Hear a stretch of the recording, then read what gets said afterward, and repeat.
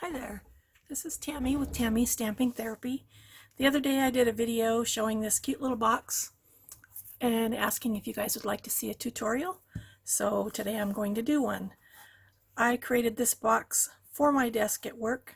I was sitting one day looking at the mess on my desk of pens and post-it notes and decided I needed to create something to put them in instead of going out and buying something that would not look nearly as cool as this. So I'm going to get started. This one is made with the Magnolia Lane Designer Series paper from Stampin' Up! And the one that I'm going to make today is made using the Mosaic Mood Designer Series paper from Stampin' Up! So I've already done some of the work to make the video shorter. This is a 12 by 12 piece of designer paper, and I have scored it and done some cutting, and I don't know if I can get the whole thing in the video, but you can see the parts that I cut out and see how it fits on here, where I've cut out these pieces on each corner and then I do an angle in the corner. It makes the box go together better. This part I cut the flaps down a little bit, and they're not any particular measurement. It's just cutting off a little bit so it'll fit together better. There's many different ways to put these kinds of boxes together, and this is just one of them. So maybe at some point I'll do a different video showing different ways to put them together. This one I'm going to assemble the box out of the paper first and then put the chipboard inside it. So I've already, as I said, I've already done the cutting and scoring, and I have also burnished my edges. This is the other side of this paper. It's very pretty also. So I'm going to make a box out of this. My hands are very cold today, so I'll probably be fumbling around a little bit because it's hard to work with cold fingers. So I'm just going to fold this. I love Stampin' Up's designer papers. They are so pretty. And I've been having so much fun making all these different kinds of boxes. I'll do a sneak peek of a different one at the end that I created for a specific reason. That may have a tutorial, or it might be something I sell as a kit or a tutorial. I haven't really decided yet. So I am using Reptile glue, and what I like about this glue is it dries clear and dry. The glue that I usually use for my projects that Stampin' Up! Sells dries tacky, because you can use it for repositionable, and I never use it for repositionable, but I do use it on all my projects, most of my card projects. And this I'm going to stick inside here, line up the edges. So this is a 3 1/4 inch square box.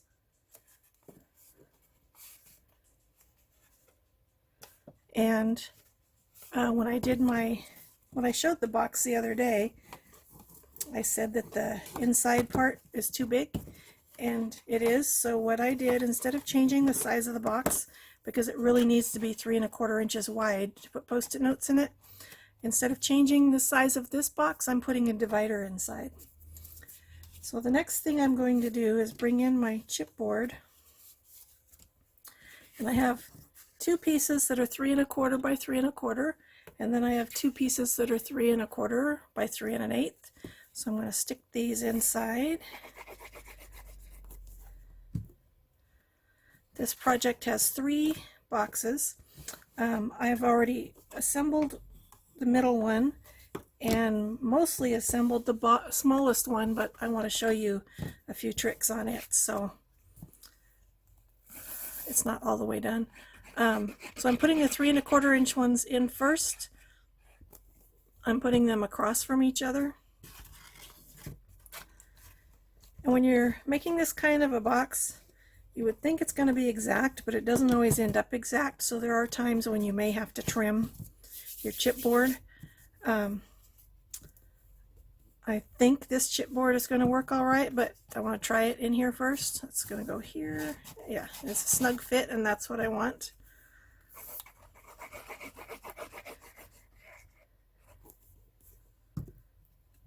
I want to thank Sherry with the Posh Paper Lady for introducing me to this glue. I really do like it. Put in my last one. I'm hoping I'm on camera. My phone that I'm using to make the video is up high enough that I'm having a hard time actually seeing it. So there's the actual structure of the box, and then I'm going to fold down the tabs, and I'm checking first to see if I need to trim any of them. It looks like most of them need to be trimmed a little bit because I don't want to have to curl them when I stick them inside. So I'll just trim that and that. Put glue on here. This glue works easier if you put it into a smaller bottle. And I had it in a smaller bottle and I ran out, and I have not refilled that bottle yet. So hopefully, well, now this glue bottle is almost empty, so I need to replace it and then put it in something smaller.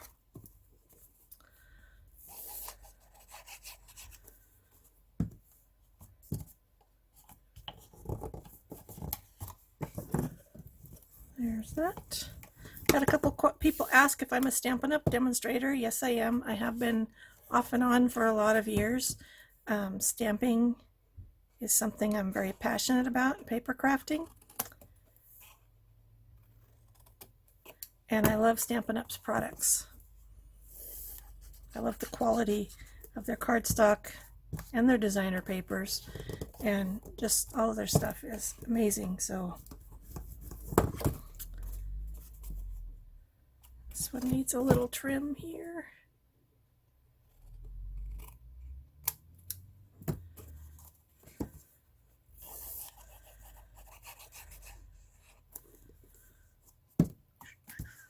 The nice part about this paper, or this glue, not this paper, is if it squishes out, you can just wipe it away with a paper towel and it's not going to mess anything up. So there's the box. That's pretty. I just love this paper. Can you see the shine? It's got like a shiny finish on these little bricks. And then I have 4 pieces of a different pattern of the paper, and they are, I think they're 3 1/8. Yeah, they're 3 1/8 by 3 1/8. Then I'm going to line the inside of the box with them.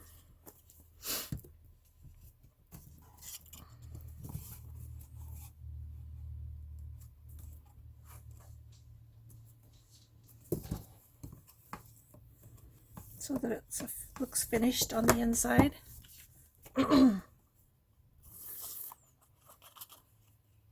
Yikes. Yeah, my fingers are definitely not cooperating today. They are way too cold. It's going to be an 80-some degree day today, so I have the house cool because it will definitely get hot later. So if I keep it cool early in the day, it takes a lot longer for it to get hot later.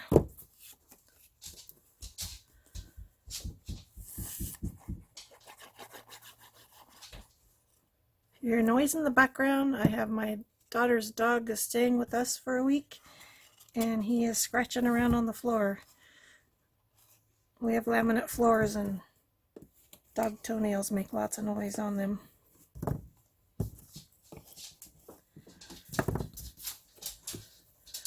Last piece.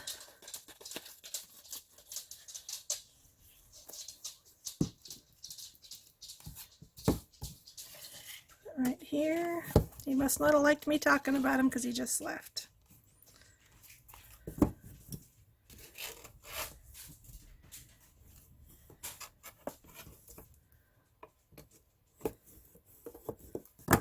Okay, that's that. And I need to put the cardboard bottom inside.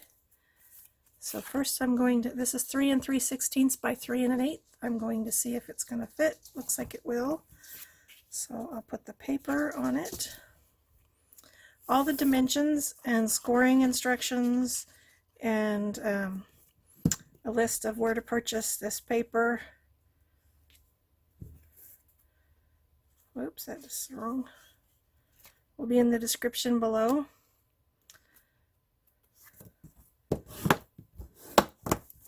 So now see which way this needs to go. This way. Looks like that's the right way.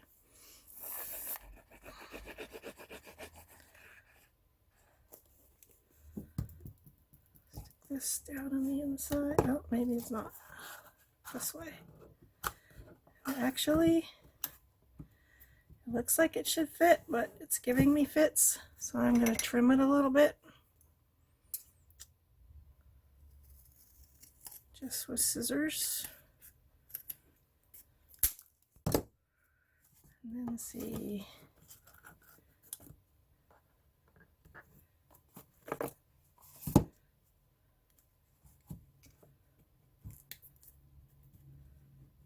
This way.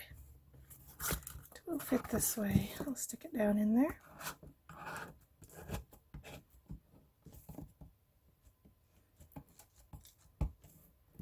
It's a little bit of a snug fit. I could have trimmed it a little bit more, but it will be good.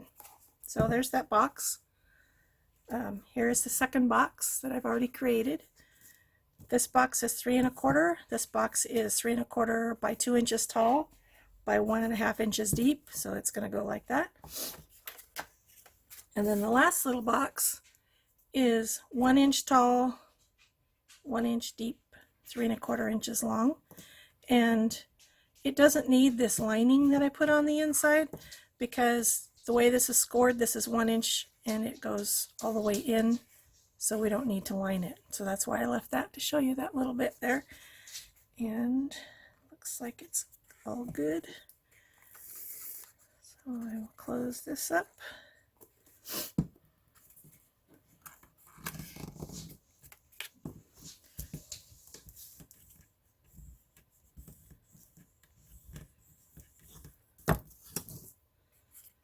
So that's that little box. And then this is the piece for the bottom, and it needs to be trimmed also.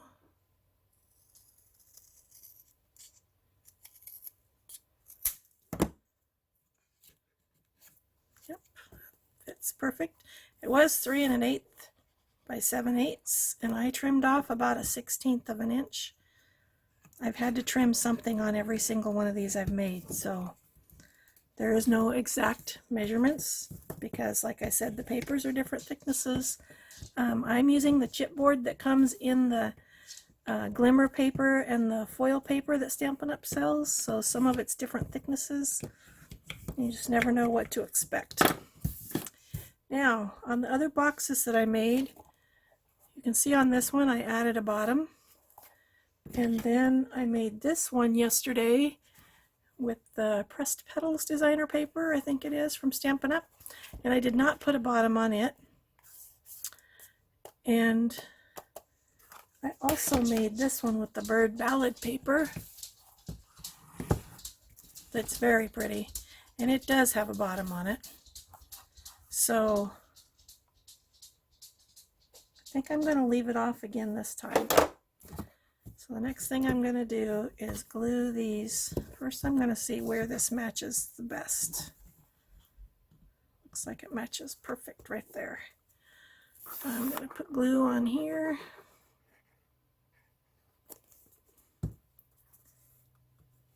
And when you're using liquid glue, it's bonding the paper together, so I don't need to worry about this coming apart later, even though it doesn't have a bottom piece on it. This glue is going to hold it all together just fine. So do that, and then I will put this piece on.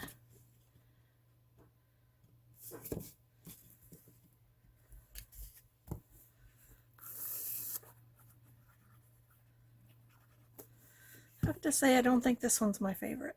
As far as the papers that I used, I like the Bird Ballad paper the best, I think, because it's a lot of fun. So I'm going to leave that there for a second to dry, and I'm going to create the divider to go on the inside. So this divider is 3 1/4 by 3. You can see on this piece I made the divider the same height, and I don't like the way that looks. And on this one I lowered it a little bit. I like that much better, so that's why this is only 3 inches tall. Oops, sorry, I just moved the camera. So put this on here.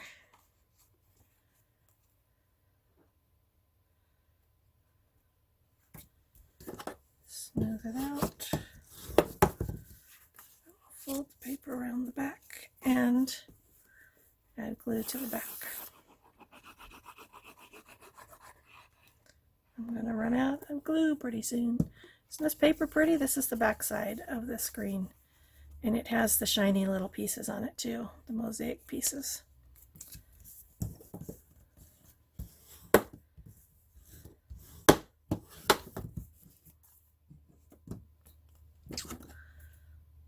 Trim the bottom off of this.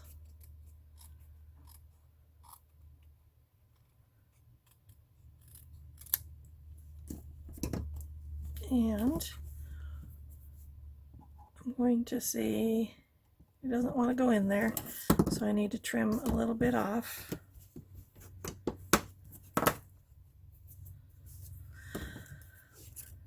You could use your cutter also. I have a paper trimmer that will cut through this chipboard. A little bit more.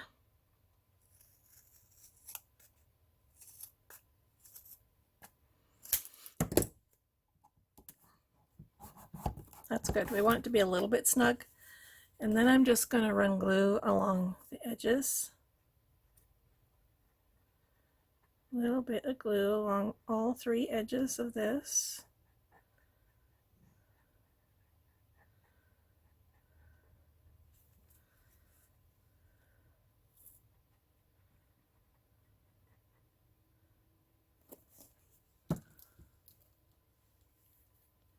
And then I'm going to stick it in here about, is that a quarter of the way back maybe? Trying to get it straight.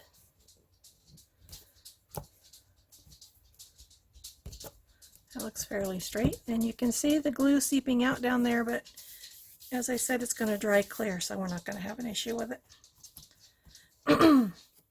And now I'm going to add the fun touches to it.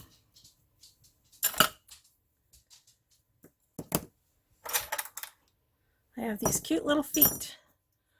I got these on Amazon. You can get them at Hobby Lobby, and I also ordered some on eBay and from somewhere else that I don't have them yet. And then this cute little handle, I got this at Hobby Lobby also. These came in several sizes, and I bought all that they had because I really like how they add to this. Where did my glue go? I have a new mini tube of the E6000 glue. I love this glue for this kind of stuff. And I have 2 little pieces of cardboard. I'm going to squeeze some of this out. I learned this from Sherry at the Posh Paper Lady, that you can use the cardboard for spreading your glue. So I'm going to put some on here.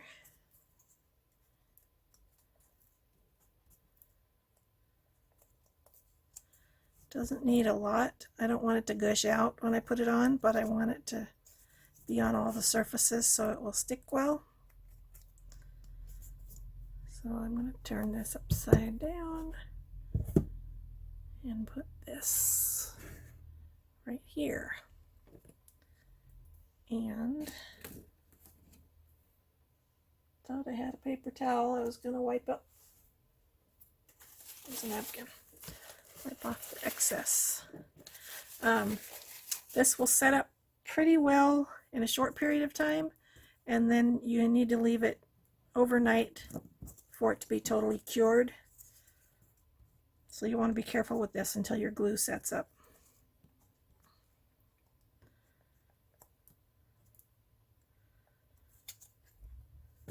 Sorry, I know I'm out of the camera again.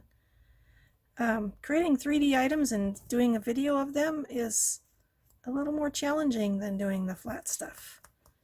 When I'm making cards or a scrapbook page, my hands are down on the surface, but with this, I apologize if I keep getting out of the frame of the camera.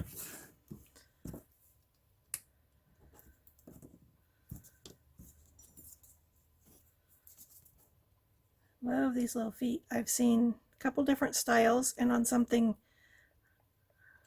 the project that I told you I'm going to show you at the end, when I ordered on eBay, it actually came 2 different sizes, and I didn't realize it when I ordered, and I was a little bit disappointed, but then I used the other size on this other project and it worked great, so it turned out okay.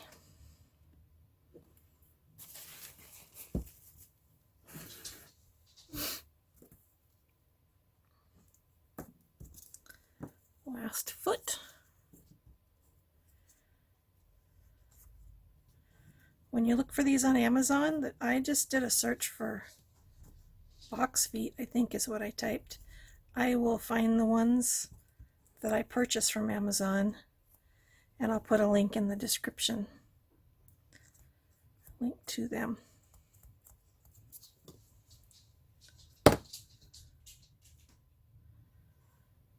This one on. Turn this over, make sure all my feet are seated nicely. And then,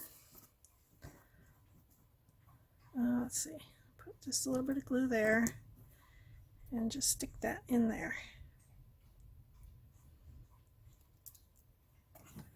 And then I'm going to place this on here, hopefully in the center. I seem to have crooked eyes, so trying to get something in the center is sometimes a bit of a challenge. That looks pretty good.